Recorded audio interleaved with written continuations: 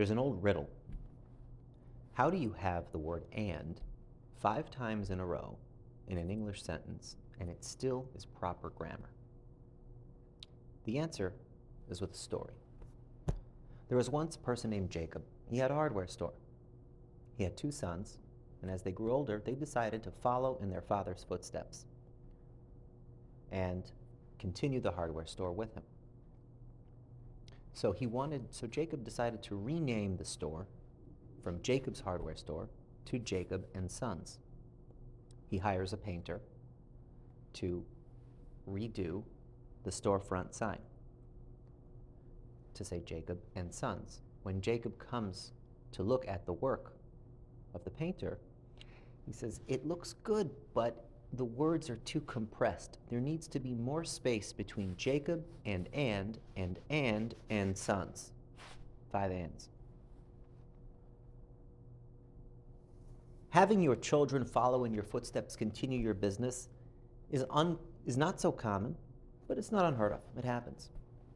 Now, a 3rd, 4th generation family business, that's really rare. But there are some family businesses that are even longer. When I was in London in 2011, we spent the summer there. I used to take the train from Golders Green, where we were living, down to the West End, and would walk from the tube stop there to the school where the classes were. It was an international law semester abroad program. And I would pass by the Twinning tea shop. Many of you have probably seen Twinning tea. They sell it all over the world, but it comes from there, from England. 300 years of expertise, it says on the box. Commissioned by Her Majesty the Queen. And if you buy a box of Twinning tea today, you will see on the side it has a quote from Stephen Twinning, 10th generation member of the Twinning tea family. 10 generations, 300 years. Incredible for children to keep the traditions of their parents that long. But if you think that's long, that's nothing compared to what we have here in this room. Because we are all here keeping Shabbos Kodesh, first given in this week's Parsha, Parshas Beshalach. 3,000 years old, 100 generations ago, 10x Mr. Twinning. And you would think that after 3,000 years, after 100 generations, adherence would be weaker, people would be less connected to Shabbos. And yet we have the story just this week of a hostage who, in the face of danger, threats, in captivity by the terrorists, decides she's keeping Shabbos. She's not going to be Machal Shabbos. You're enslaving me. You're forcing me to cook for you, to mop your floors. Not on Shabbos.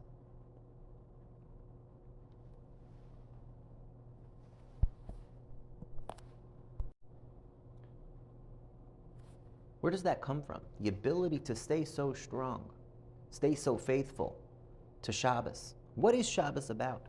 The Pasuk puts Shabbos and the mun together, and that's not a coincidence. What is the mun about? The mun fell, and Shabbos is introduced.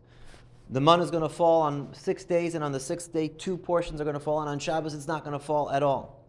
It is about recognizing that we are not in control.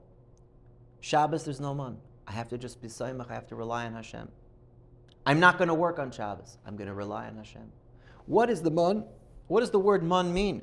Vayomru ish el achiv manhu ki lo yadu mahu. Manhu means, what is it? That's what it means. It means, what is it? It means, I don't understand. This is bread falling from the sky. I don't understand. How is this happening? This is not something that's under my control, that I understand. I put in this input and I'm going to get that output. I don't understand this. As the Sfas Emes writes, Tachlis hayidiyah shaloi neda. The ultimate knowledge is to know that you don't know. To know that it's not under my control. It's not just my hishtadlus. If it's, I put in X, I'm going to get out Y. No. This lechem min hashamayim. Manhu, I don't know what it is. That's what Shabbos is all about. This person, Agam Berger, she started keeping Shabbos in captivity.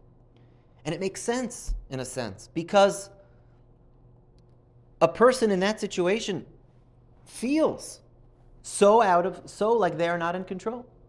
They're these captors, could do whatever they want. I submit to a higher power. I don't have control. And it helps the person realize that, you know what, Taka, my efforts are not going to matter here. I have to just believe in Hashem. Hashem's going to take care of me.